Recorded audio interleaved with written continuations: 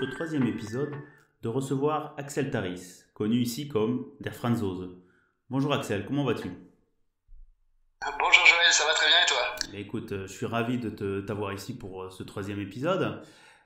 Comme Je suis vraiment ravi tu... d'être là aussi, merci. Ah bah ça c'est cool. Depuis le temps qu'on ne s'est pas eu, au téléphone, Oui, c'est vrai. on se voit. C'est vrai. Ouais, ça fait quelques années maintenant, on était beaux et jeunes. M'en parle pas, mais enfin. Comme je l'ai indiqué à vous tous, cette série modestement intitulée Entrepreneurs francophones et francophiles d'Allemagne va s'attacher à découvrir les différentes facettes au parcours de créateurs d'entreprises ou de projets personnels à travers un échange convivial.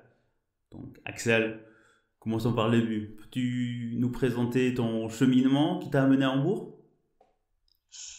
Oui, donc c'est une très longue histoire, je dois avouer. Donc je suis originaire de Bordeaux, donc dans le sud-ouest de la France. Et avant de tomber dans le monde du vin, j'ai été étudiant en droit et j'ai découvert un petit peu le monde du vin grâce à un imminent professeur qui était spécialiste des droits des marques du vin qui s'appelait Eric Agostini. Et c'est grâce à lui que j'ai découvert cet univers, je dois avouer. Si des amis entendent ce podcast, ils vont bien se moquer de moi parce qu'ils vont me dire que le monde du vin, je l'ai toujours connu. Mais en tout cas, c'est vraiment comme ça que je suis tombé dedans. Et j'étais un très très mauvais étudiant en droit. Je pense que j'aurais été le plus mauvais juriste que tu connaisses. Et donc, je me suis très vite dit que j'allais faire du vin et pas du droit. Et après, j'ai rencontré ma future femme qui était au pair à Bordeaux, et qui est d'origine, enfin qui est allemande. Et donc, en 2010, j'ai dit deux belles nouvelles à mes parents. J'ai annoncé deux belles nouvelles à mes parents. La première, c'est que j'arrêtais le droit et que je faisais du vin. Ça Et devait la être bien deuxième, reçu. c'est que j'allais vendre du vin dans le nord de l'Allemagne. Et évidemment, ils ont mis un peu de temps à apprécier les nouvelles. Mais voilà, donc je suis venu à Hambourg en août 2010. Donc maintenant, ça fait 10 ans. Enfin, ouais, j'ai fêté ma 10e année l'année dernière. Et voilà.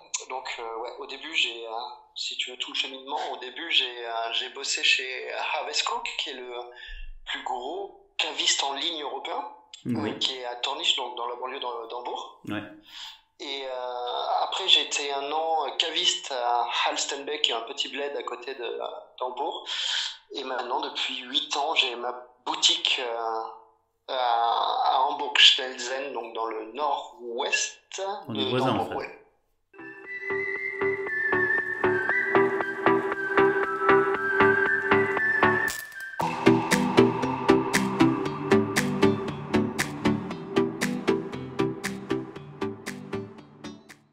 Donc ton magasin, parle-nous un peu ton concept ou déjà. Ouais, en fait, quand je bossais chez le petit caviste à Alstenbeck, il avait pas mal il importait aussi lui-même beaucoup de vin et je me suis toujours dit que c'est exactement ce que je voulais faire. Je voulais tout importer tout seul. J'ai créé ma petite boutique à Schnelzen. C'était tout petit à l'époque, on avait 50 mètres carrés. C'était vraiment, je faisais tout le temps la blague à tout le monde que dès qu'un client arrivait, je lui disais bienvenue dans mon méga store.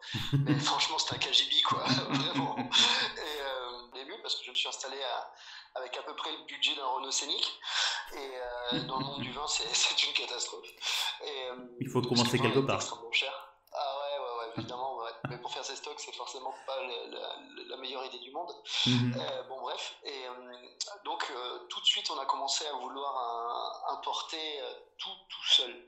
Donc, c'était que des tout petits vignerons d'un peu partout en France et que des tout petits des vignobles c'est-à-dire qu'on a rarement fait on n'a jamais fait des grands crus classés, on n'a jamais fait des régions extrêmement connues. Par exemple, j'ai jamais eu de Von Romané au magasin, c'est un truc impossible, c'est complètement en dehors de mes moyens et en dehors de ce que je veux faire dans le magasin.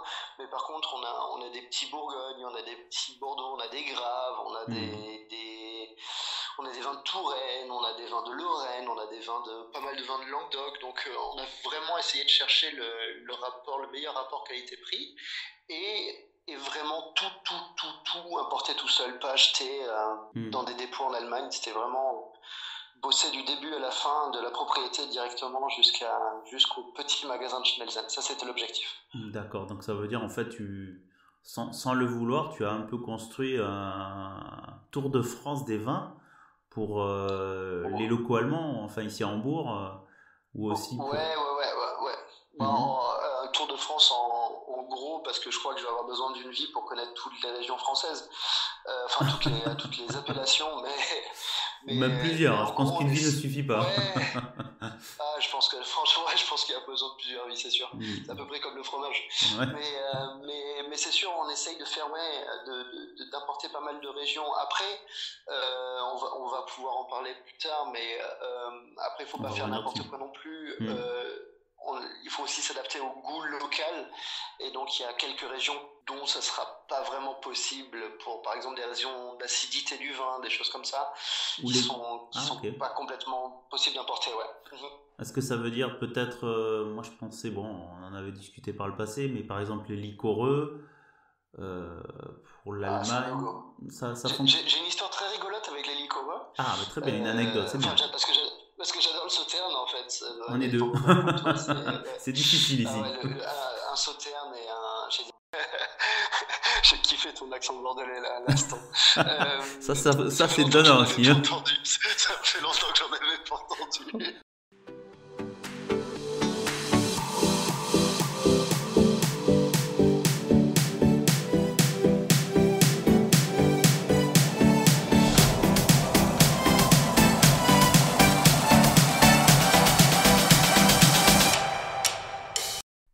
Alors pour revenir à ton anecdote sur le sauterne, Axel, raconte-nous.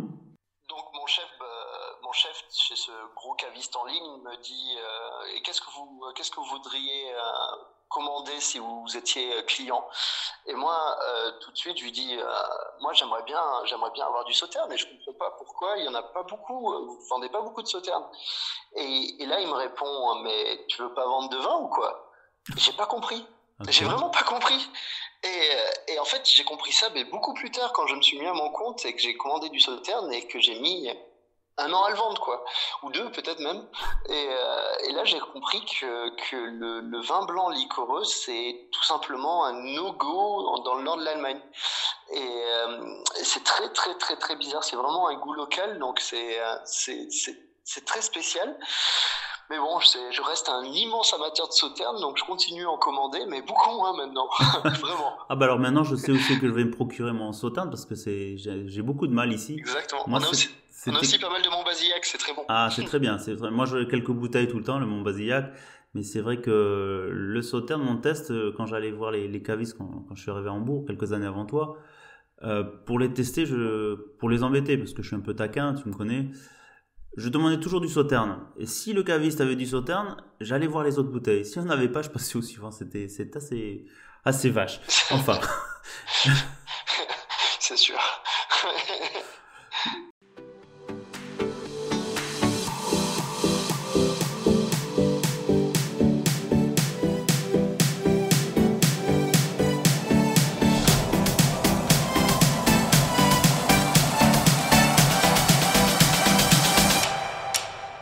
Donc raconte-nous maintenant, ça veut dire que, pour résumer un petit peu rapidement ton, ton éventail de produits, ou de vins, principalement des vins, je me rappelle à l'époque tu avais quelques rhums aussi particuliers, ou des Ouais, liqueurs. on fait, ouais, on fait beaucoup d'Armagnac en fait. Je suis un immense fan de bar Armagnac, donc on a beaucoup de bar Armagnac au magasin.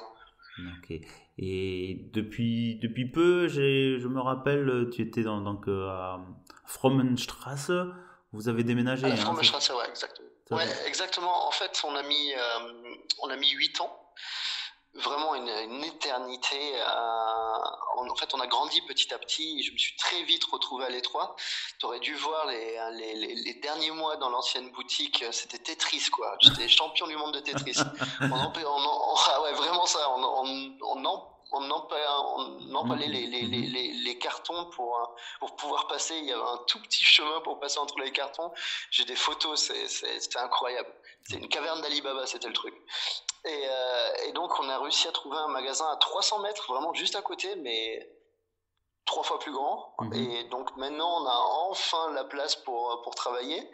Et on a même pu un petit peu pimper le magasin. Donc, c'est une petite fierté, ça, d'avoir réussi à grandir. Ça veut dire pimper, peut-être pour nos auditeurs on avait Non, c'est rigolo. J'ai toujours eu un rêve et il y a pas mal d'amis qui pourraient se plaindre de ça parce que je les ai beaucoup saoulés avec ça, mais j'ai toujours voulu avoir un terrain de pétanque dans le magasin.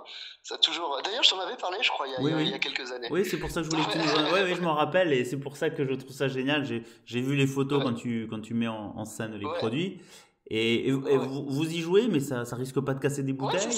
On peut y jouer. Maintenant, on a un vrai terrain de pétanque au milieu de la boutique. Et en ce moment, on n'a pas le droit trop d'y jouer. On est en pleine période coronavirus, mais je compte bien faire quelques tournois. C'est un bon concept. Normalement, il n'y a pas de bouteille sur le terrain. C'est un très bon concept. Je pense que nos auditeurs sur la région d'Hambourg vont se noter cela. Je pense que je peux venir souvent. Ça, c'est chouette. Écoute, on discute du magasin, de tes études de droit et plus virer vers le vin pour un Bordelais. Je trouve ça c'est marrant. Je m'y retrouve un peu dans le sens où j'étais pas du tout dans le vin. Quand on est à l'étranger, on est un peu l'ambassadeur de nos produits. Et qu'est-ce qui est de mieux comme ambassadeur que quelqu'un qui est passionné par ses produits? Donc ça, je trouve ça génial.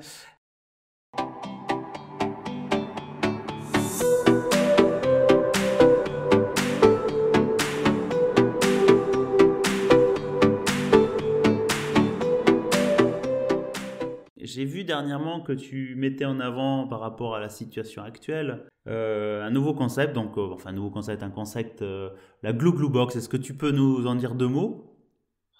Ouais, en fait, en France, il y a un acteur très très connu sur la box de vin qui fait des trucs super, qui fait absolument super.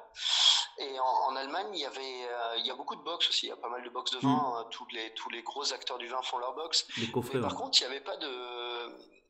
Déjà, il n'y avait pas de box 100% de vin français. Et c'était toujours...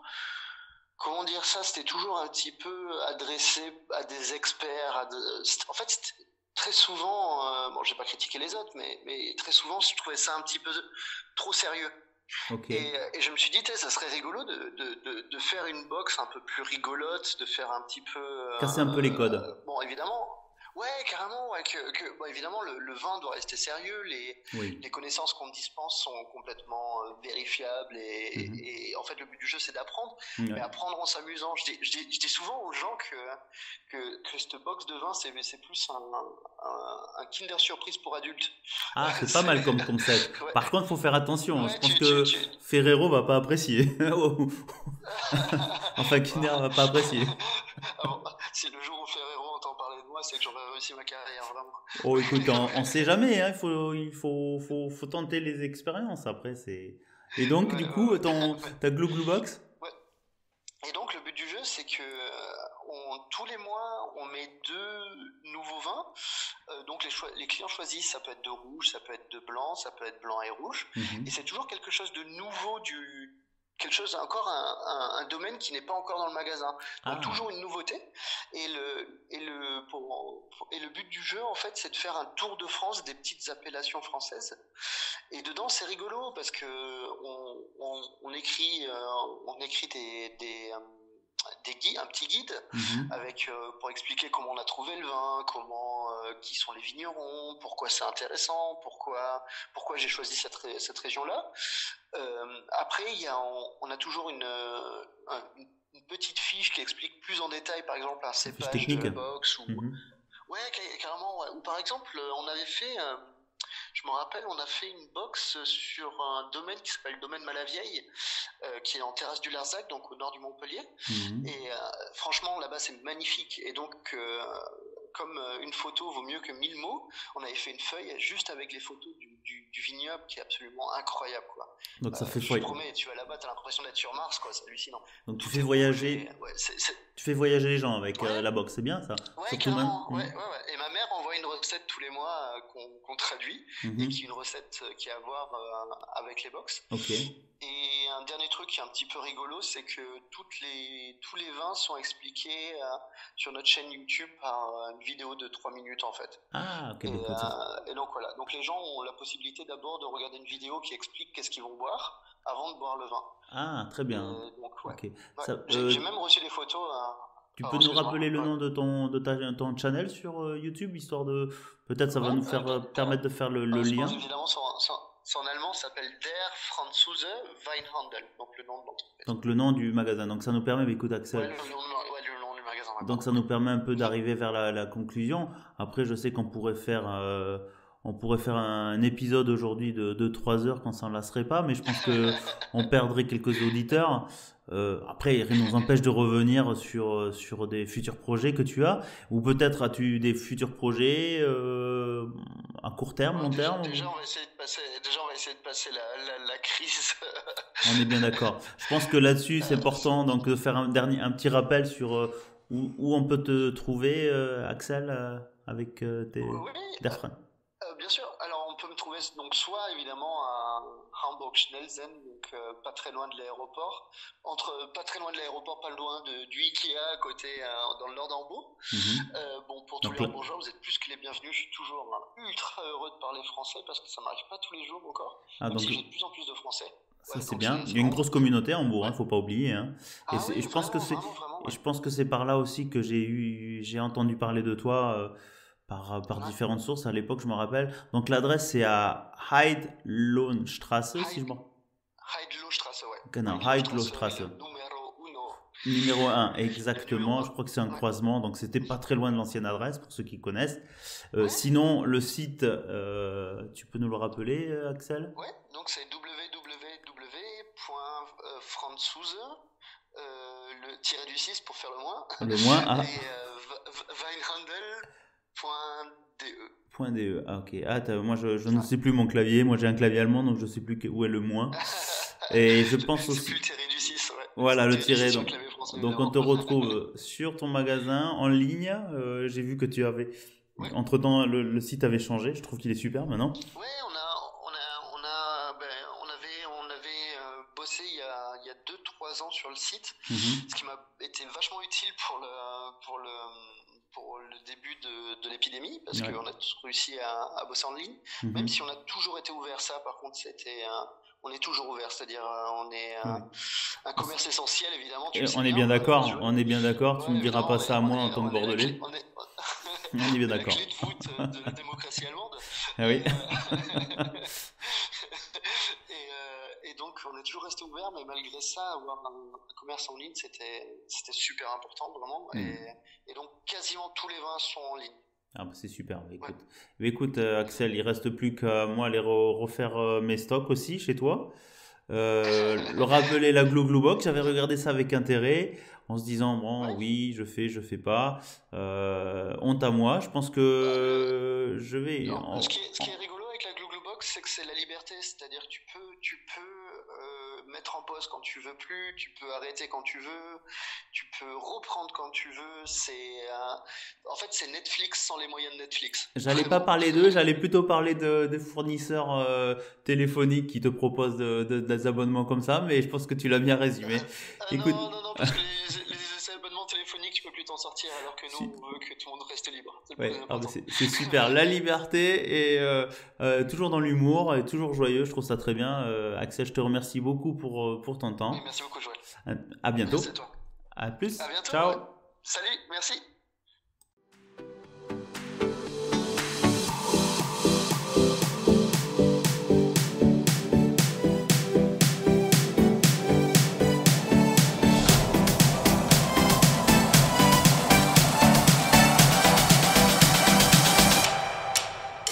Eh bien, chères auditrices et chers auditeurs, j'espère que ce 3e épisode vous a plu.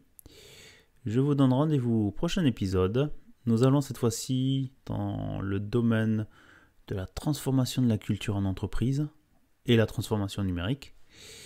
Sa phrase référence est en anglais « Always start with the obvious », ce qui donne en français, nous traduirons cela par « toujours commencer par l'évidence ». Pour découvrir cela, nous échangerons avec notre invité qui et cette fois-ci une invitée. Il s'agit de Michèle Euzet.